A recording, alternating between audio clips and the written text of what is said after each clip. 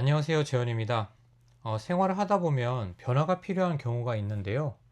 이때 결심을 하는 것도 어렵지만 그 결심을 행동으로 옮길 때 많이 힘들어하는 것 같습니다. 그래서 오늘은 어떻게 하면 망설이지 않고 결심을 행동으로 옮길 수 있을지에 대해서 이야기해 보겠습니다. 저는 시선이 행동을 결정한다고 생각해요. 그래서 새로운 행동을 하기 위해선 새로운 시선이 필요하다고 생각합니다. 이 시선에는 세 가지 종류가 있는데요. 타인이 나를 바라보는 시선, 내가 나를 바라보는 시선, 그리고 내가 환경을 바라보는 시선이 그거라고 생각합니다. 그래서 오늘 영상에서는 이 세 가지 시선이 행동에 어떻게 영향을 미치는지, 그리고 이 시선들을 어떻게 하면 새롭게 변화시킬 수 있는지에 대해서 이야기해 보겠습니다. 이 생각은 최근에 제가 읽은 로버트 그린의 인간 본성의 법칙을 읽고 하게 된 생각인데요. 이 책은 제가 이야기하려는 행동을 유발시키는 방법에 대해서 이야기하고 있는 책은 아닙니다. 지금까지 학문적으로 밝혀진 인간의 행동 습성을 모두 분석해서 나은 삶을 사는 데 필요한 생각과 행동 방식을 알려주는 책이라고 할 수 있을 것 같습니다. 저는 이 책을 읽으면서 망설임 없이 행동하는 방법에 대한 실마리를 얻을 수 있었기 때문에 그 관점으로 이야기해 보겠습니다. 먼저 이야기할 것은 타인의 시선인데요. 많은 사람들이 행동을 망설이게 만드는 가장 큰 원인이 타인의 시선이라고 이야기하는 것 같아요. 그런데 사실 이건 애초에 고려 대상이 아닐 수 있습니다.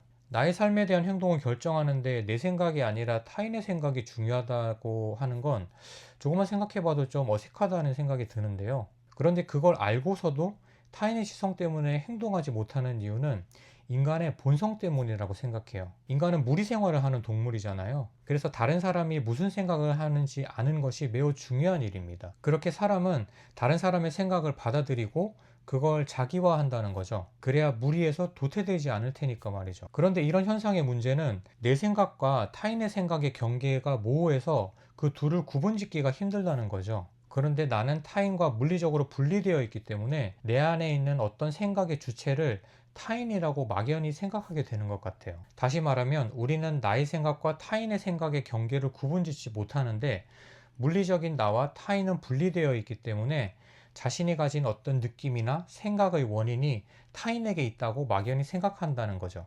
이 타인의 시선은 사실 내 시선의 일부인 것이죠. 내가 날 의심하면서 동시에 열등감이나 불안을 느끼는 겁니다. 사실 이 생각은 철학자 장폴 사르트르나 미셸 푸코도 분석한 바가 있는데요. 사르트르가 이야기하는 유명한 예가 있습니다. 누군가를 훔쳐보던 사람은 발자국 소리만 들어도 순간 부끄러움을 느낀다는 거죠. 왜냐하면 훔쳐보는 내 행위를 바라보는 시선이 내 안에서 작동하기 때문입니다. 또 미셸 푸코는 판옵티콘이라는 개념을 이용해서 사회 구조가 인간이 스스로를 감시하게 만들었다고 이야기합니다. 이렇게 놓고 볼 때 타인의 시선은 굉장히 막연한 것이라고 할 수 있는데요. 그래서 이 시선을 통제하기 위해서는 그 시선의 대상을 명확히 떠올려 볼 필요가 있습니다.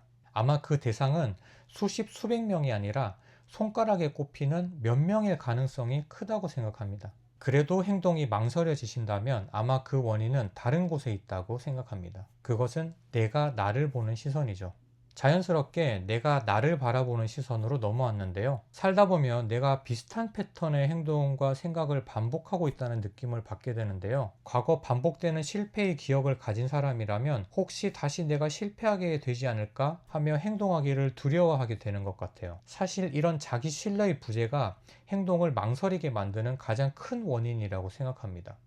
이런 자기 비판적 시선을 바꿀 수 있는지에 대해서 이 책의 저자는 이렇게 이야기합니다. 보통 사람들은 자신의 단점을 숨기거나 보완해야 할 것이라고 생각하지만 그렇지 않다는 거죠.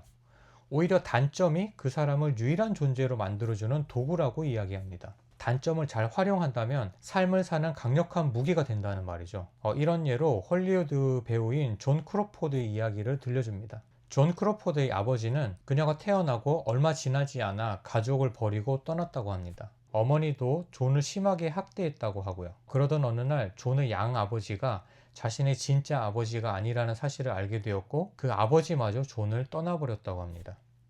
이런 상처를 안고 산 존은 아주 가민하고 여린 성격을 가지게 되었는데요. 이런 성격은 배우로서는 큰 단점이 될 수 있지만 그녀는 자신의 상처를 연기에 녹여냈고 많은 대중들에게 공감을 사는 배우가 되었다고 합니다. 이렇게 단점이 오히려 나를 정의하는 강력한 도구가 될 수 있다는 것은 나를 바라보는 시선을 바꿀 수 있다는 가능성이라고 생각합니다. 그래서 혹시 나의 단점 때문에 위축되거나 자신의 한계를 만들어 놓고 힘들어하는 분들이 있다면 이런 시선의 전환에 대해서 한번 생각해 보시면 도움이 될 거라고 생각합니다. 마지막으로 내가 환경을 바라보는 시선입니다. 사람은 자기 마음을 환경에 투사하게 되죠. 그래서 내면이 변하지 않는 이상 새로운 시선으로 내 주위를 보기는 힘든 것 같습니다. 그런데 저는 이 책의 마지막 챕터인 인간의 운명인 죽음을 생각하다 부분을 읽으면서 죽음을 상기하는 것이 어쩌면 환경을 바라보는 시선을 바꾸는 굉장히 효과적인 방법일 수 있겠다는 생각을 했습니다. 책에서 이런 예로 도스토옙스키의 이야기를 들려주는데요. 27살의 도스토옙스키가 황제에 대한 음모에 가담한 혐의로 투옥됩니다. 어느 날 그는 광장으로 호송되는데요. 그곳에서 자신이 사형될 거라는 사실을 알게 돼요. 갑자기 눈앞에 죽음이 다가온 순간 도스토옙스키는 자기 주위의 모든 사물이 살아 움직이는 것 같고 사람들의 생각과 감정이 투명하게 보였다고 합니다. 다행히 죽기 직전 다시 시베리아 노동형으로 감형이 돼서 목숨을 건질 수는 있었는데요. 그가 곧 죽을 것이라는 이야기를 들었을 때 느낀 기분은 이후 평생 동안 모든 것들과 새로운 공감의 깊이를 느끼게 해주었다고 합니다. 이렇게 죽음은 지금 이 순간을 보는 전혀 다른 시선을 준다고 생각해요. 그래서 무엇이 중요한지 중요하지 않은지, 행동을 해야 할지 말아야 할지에 대한 명쾌한 답을 준다고 생각합니다. 너무 극단적인 방법이라고 생각할 수 있지만 머릿속이 복잡할 때 한번 이런 사고 실험을 해본다면 놀라운 결과가 생길 거라고 생각합니다. 우리는 우리에게 주어진 시간이 많다고 착각을 하면서 산다고 해요. 짧은 시간 중에서도 의식적으로 결정하고 행동할 시간은 더 작다는 얘기겠죠. 많은 성공한 사람들이 그렇듯이 항상 죽음을 상기하는 것은 행동을 불러일으키는 결정적인 동기가 될 거라고 생각합니다. 마지막으로 책에서 인용된 몽테뉴의 글을 읽어드리며 영상을 마무리하겠습니다. 죽음을 미리 생각해 보는 것은 자유를 미리 생각해 보는 것이다.